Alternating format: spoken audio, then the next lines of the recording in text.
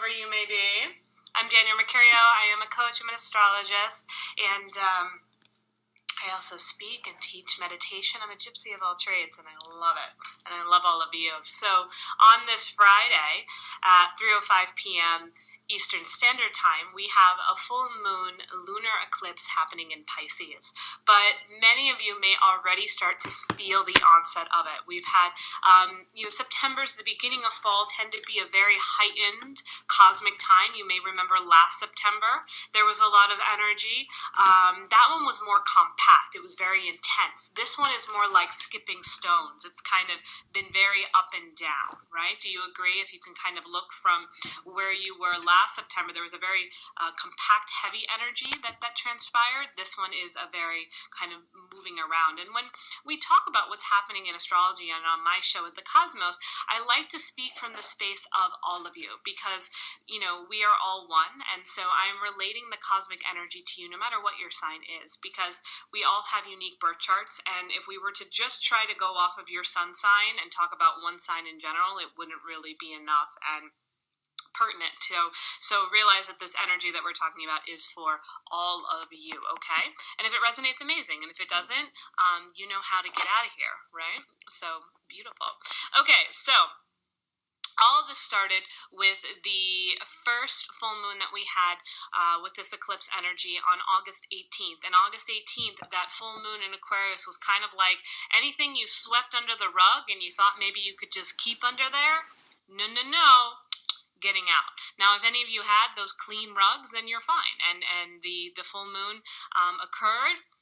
It did what it needed to do for you and moving out. For those of you that kind of swept a bunch of stuff under the rug and thought maybe the universe didn't notice, it noticed. So it got that shit out from your house, out from under the rug, and hopefully it was something that you were able to deal with and then move on from. And then with that, we've also had Mercury retrograde come into play. And Mercury retrograde is a beautiful time for us to reflect, to go within, to clean up our internal house, to clean up shop. And so let it be a time where we're not focusing so much on what everybody else needs, being on the computer, all that. We can take some time to back away, ease some of the stress that's coming from our mind, realizing we don't operate from this space.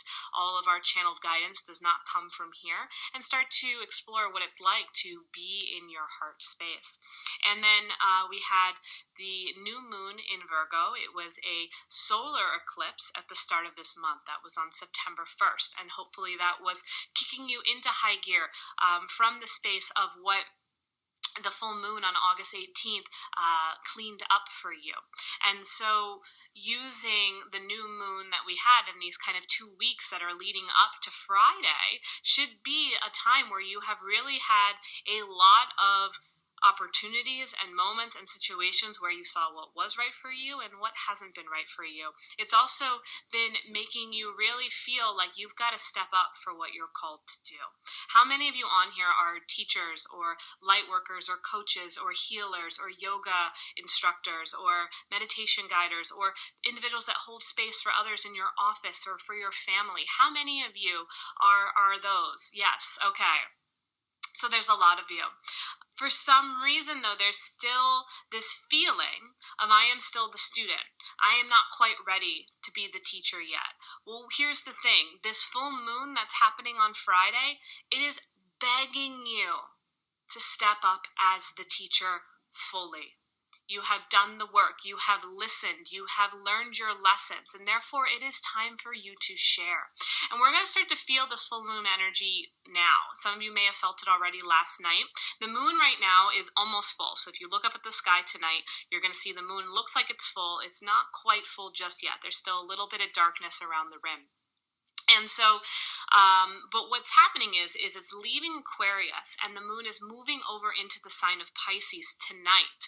So when you're sleeping, the moon's going to be in Pisces, even though it's not full yet. It's going to be officially full on Friday at 3:05 p.m. Eastern Standard Time. Now, because we are feeling the Pisces energy first before the moon is officially full, we are going to really be feeling this intensely before the onset of the full moon. Most likely, once the full moon hits, it's going to be very quick. Okay, it's going to be very seamless. When we have that full moon on Friday with the eclipse, it's going to be very quick, and it's going to be asking you to activate, elevate, we're really in a time starting right now, especially starting tonight, all day tomorrow, Friday morning into the afternoon, to be in a space of elevation, to be in a space of ascension, to be in a space where we are ready to step up. And if you're willing to do that in these next 48 hours, then this full moon eclipse is going to serve you very well, and it's going to allow you to just rise up and to be the one that is standing tall. Because here's the thing, the people that are already teaching, myself, I can't do this on my own. There's not enough of me. You know, some of you have noticed that I don't do the Periscopes as daily anymore, and it's twofold. Part of it is I'm working with more individuals one-on-one, and because of that exchange, I honor, you know, the what I have to provide them. And also, too, I was just going through something where I was on the road for 7 months. I just moved into my new space, which was welcomed, which is what I want. But that's a big adjustment, to move into a space where literally you have 2 suitcases and an empty apartment and say, make a home.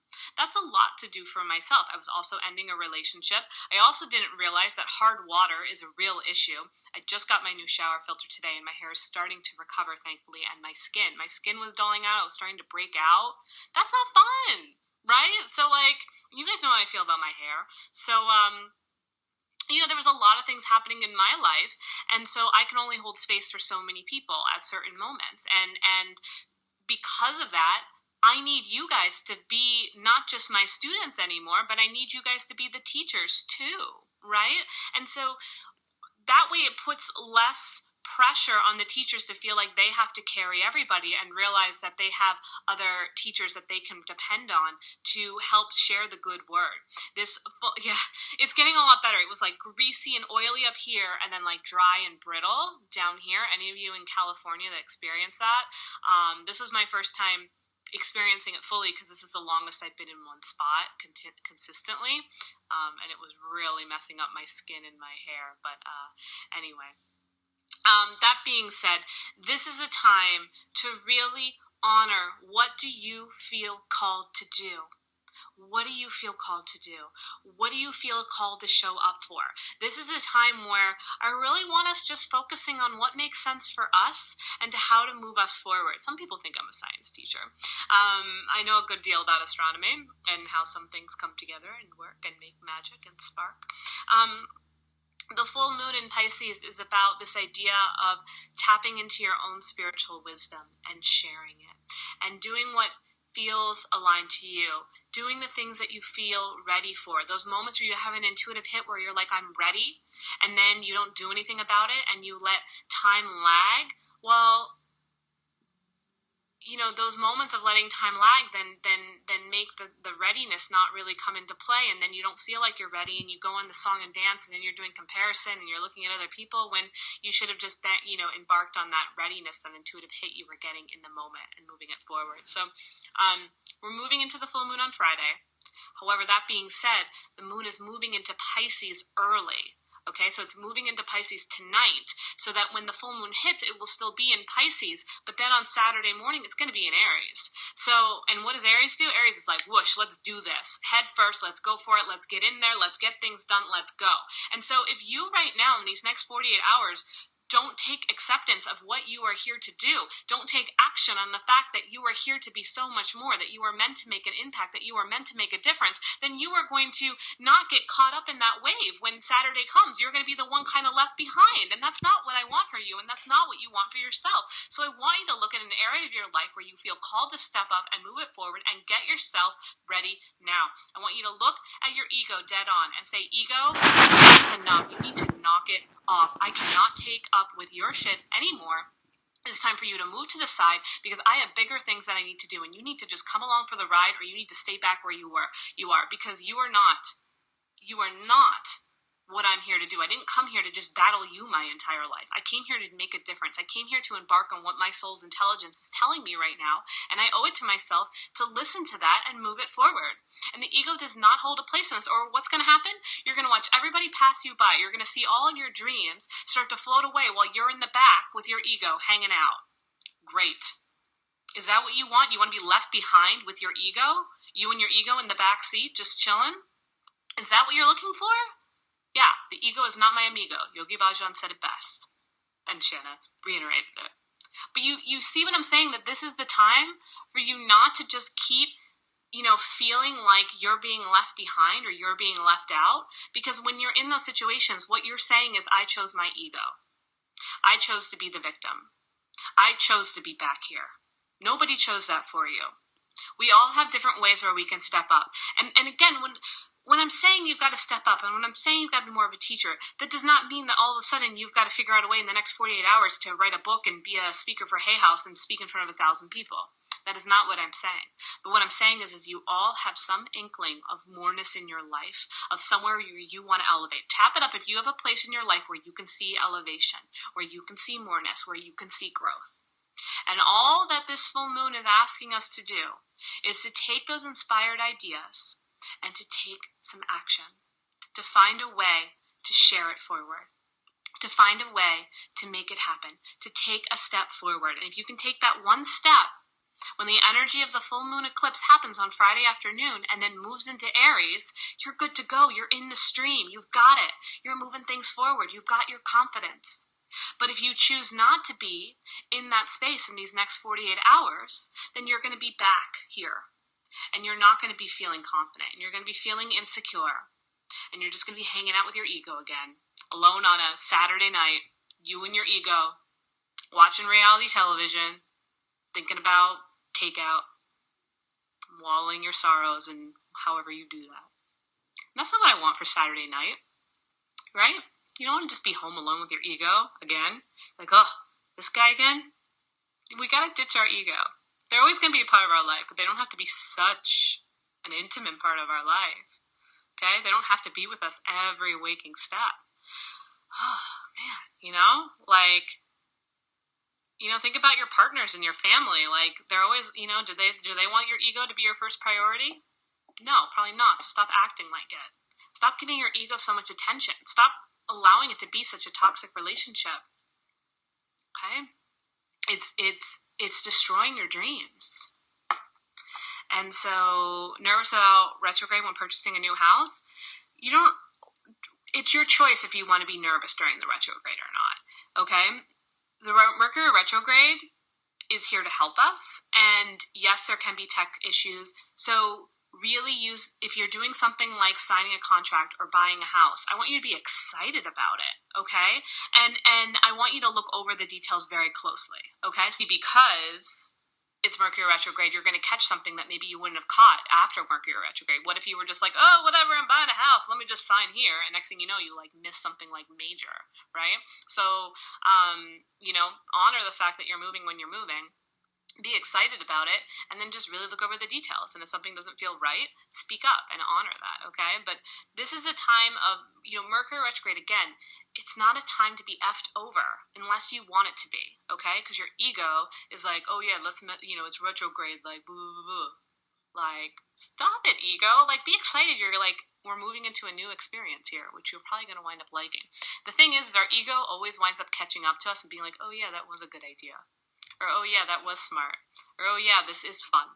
How many times has your ego tried to convince you out of something, and then you did it anyway, and then your ego was like, oh, that wasn't so bad. Has that ever happened? Oh, how about that? My bad. It all worked out. How many times has your ego been like, my bad. It worked out. Okay? So, just do it. Just do what you need to do, and your ego will probably get on board because, again, you and your ego, you're not going anywhere. But you've got to find a way to make this relationship work, and you've got to stop giving all your power, to your ego, because there's a lot of things that you need to do out there in the world, and I need you to do them. I need you to take one for the team and do what you feel called to do. And maybe that just means putting a freaking quote on your Instagram or sharing it on your Facebook page, or, if a friend needs some support, being that support for them, and, and not being afraid to share your own personal experience or share something you've learned from somebody else. Being a teacher is merely sharing what you've learned as the student, or joining my Facebook group. Yes. Hi, Andrew. I haven't seen you in a while. Okay, do you understand what being a teacher is? Because I think sometimes we forget. I think sometimes we think that being a teacher is being this online celebrity, or this really rich and famous entrepreneur, or this person that's getting these intense downloads from the ascended masters and sharing them out. And while yes, being a teacher can be those things. They can be as simple as acknowledging that you're a student, acknowledging that you're learning things here, and being confident enough to share the things you're learning, to share the things that you are being taught. That is what being a teacher is. A teacher is merely taking the things and sharing them out. Cool? Okay, so that was strong, what I was feeling. Are you guys still with me? Do we still have connection? Maybe?